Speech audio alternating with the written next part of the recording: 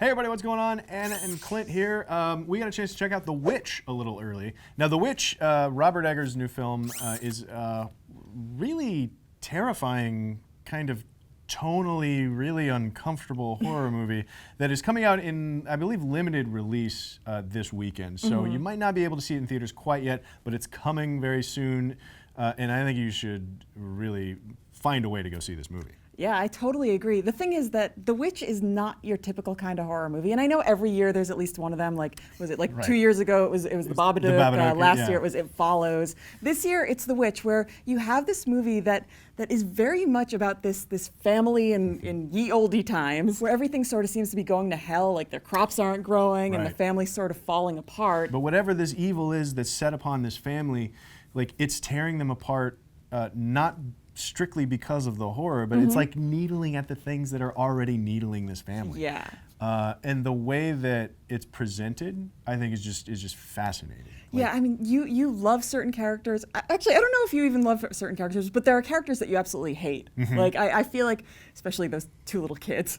Oh my God, they were so awful. But yeah, and there's all kinds of shots that their only purpose is to convey this like sense of foreboding, like this really eerie tone. And every shot, you can tell that every shot is composed with such attention to detail, and the guy knows exactly what's going to make you uncomfortable and why. And it is like there's a scene at the very beginning where there's a witch that is like sort of bathing herself in blood.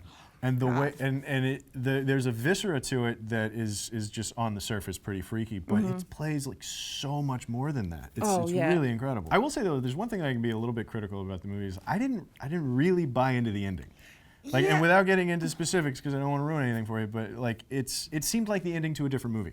I get what you're saying. I do think that there were other things that sort of came in throughout the movie that sort of did lead to that. But I also think that it kind of gave an answer. You know, it's like it could have been left ambiguous, but they chose to give an answer one way or the other, you know, and I think that's interesting. Which is what made, like, it seemed weirdly out of place. Yeah. It seemed incongruous with the rest of the movie where there weren't really necessarily any answers. And so it was kind of a weird drag, like, oh, okay, so that was what was happening.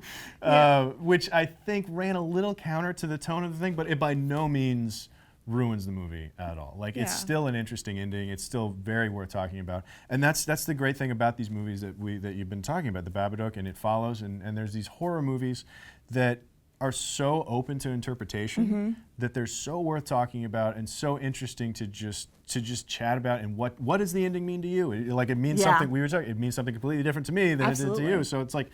It's a really interesting time for horror movies, or at least maybe just one independent horror movie a year. One a year, that's all you guys get. Yeah, that's all we get. My one issue with it was just the simple fact that they're speaking ye olde English with very thick accents, and the whole beginning of it, I was like, kind of wish I had subtitles. And you know, once you get into it, just like with anything like that, you pick up on everything, you can understand them, but the whole beginning of it, I'm like, I have no idea what they're saying. But look, it's a great movie. I know it's a movie that's been floating around a lot. I think it was at Sundance last year.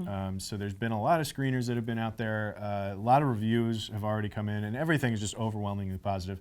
And I can't disagree with any of it. Like it's a movie that is absolutely worth watching if you like movies, and it's just a really good scary movie. And Black Phillip. And Black Phillip. There you go. You won't forget Black Phillip. No one. It's hard to. Just the shot of him like rearing up from the trailer. It's just like, that's a scary goat. That's a scary goat. So like I said, it's coming out in limited release, I believe, this weekend. You know, the major cities will be able to see it, and I'm sure shortly thereafter you'll be able to see it everywhere else. But seriously, find a way to go see this movie. Yeah. It's really good. It's a really interesting watch. Make sure you're in a place where you can talk about it with some people afterwards because it's very interesting. So. Get down in the comments. Let us know if you've seen it already, and if so, what you thought about it. You planning to go see The Witch? What's been your favorite indie horror movie over the past couple of years? There's been a lot of good ones.